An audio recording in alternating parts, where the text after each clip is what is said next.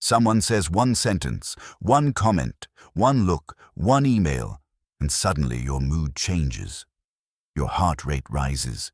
You replay the conversation for hours. You imagine arguments that never happened.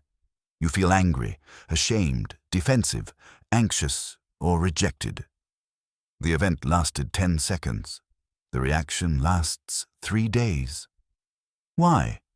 Because the thing that triggered you was rarely the thing itself. It was something it touched, and until we understand that difference, we remain prisoners of our reactions. The word trigger is often used casually, but psychologically, a trigger is simply a stimulus that activates a disproportionate emotional response. The important word is disproportionate. If someone insults you and you feel annoyed, that is normal. If someone interrupts you and it ruins your entire day, something deeper may be involved. The nervous system is not responding only to the present moment. It is responding to associations, memories, patterns, old emotional injuries, expectations, threat predictions. Your brain is constantly asking, "Have I experienced something like this before?" And it answers much faster than conscious thought. Long before logic arrives, the body has already voted. The amygdala is often described as the brain's threat detector. That description is simplified, but useful. Its job is not to make you happy. Its job is to keep you alive. When it detects danger, real or perceived, it rapidly activates stress responses before the rational parts of the brain have fully processed the situation. Neuroscientist Joseph Ledoux called this process the low road. Information can reach emotional centers before conscious analysis catches up. This is why triggers feel instantaneous. You react first, you understand later, or sometimes never. The body becomes flooded with signals: elevated heart rate, muscle tension, stress hormones, narrowed attention, defensive thinking. The nervous system begins preparing for battle while the thinking mind is still looking for the battlefield. Have you noticed that strangers rarely trigger us as deeply as certain family members, partners, colleagues, or authority figures? That is because triggers often reveal unfinished emotional learning. Perhaps criticism feels unbearable because it touches an old fear of inadequacy. Perhaps rejection feels devastating because your nervous system associates rejection with belonging and safety. Carl Jung wrote, "Everything that irritates us about others can lead us to an understanding of ourselves." That does not mean everyone who annoys you is secretly your teacher. Some people are simply annoying. But intense emotional reactions often reveal information. The trigger is pointing somewhere. The question is whether we investigate it or simply blame the trigger itself. Viktor Frankl wrote, "Between stimulus and response there is a space. In that space is our power to choose our response." Few ideas are more important for emotional regulation. Because being triggered is not the problem. Remaining unconscious inside the trigger is. The skill is creating a gap, a pause, a moment of observation, not suppression, not pretending, not spiritual performance. Observation. When triggered, ask, what exactly am I feeling? Where do I feel it? What story is my mind creating? What am I assuming? What am I afraid this means?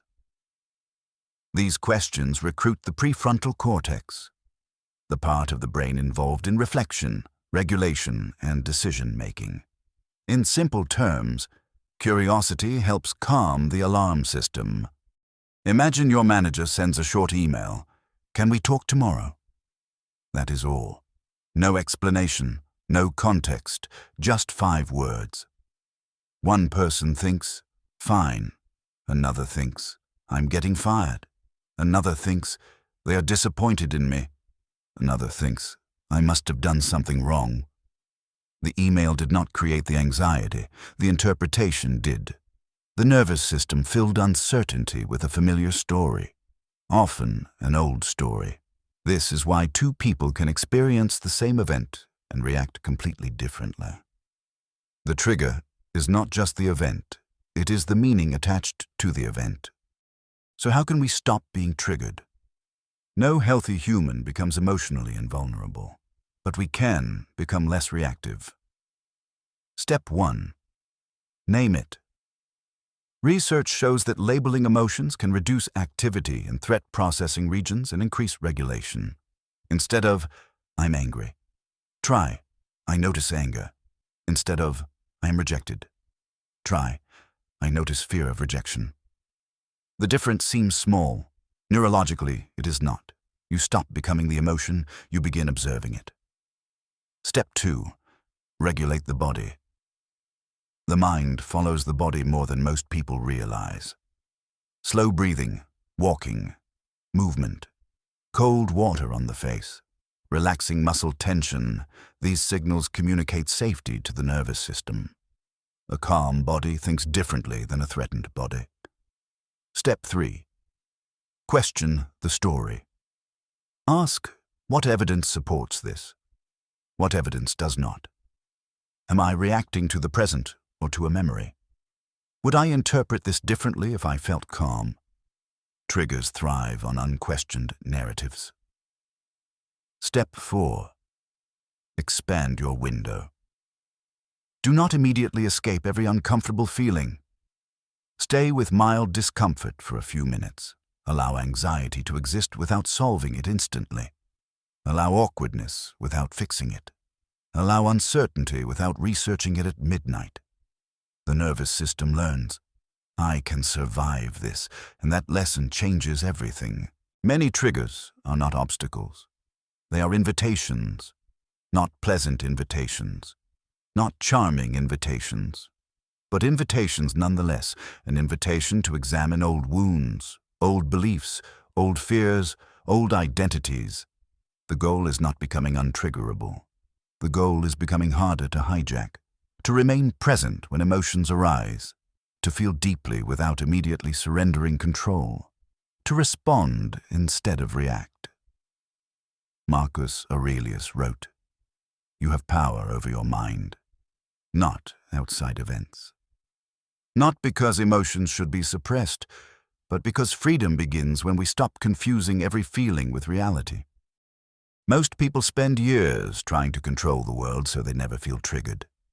Different people, different jobs, different relationships, different environments.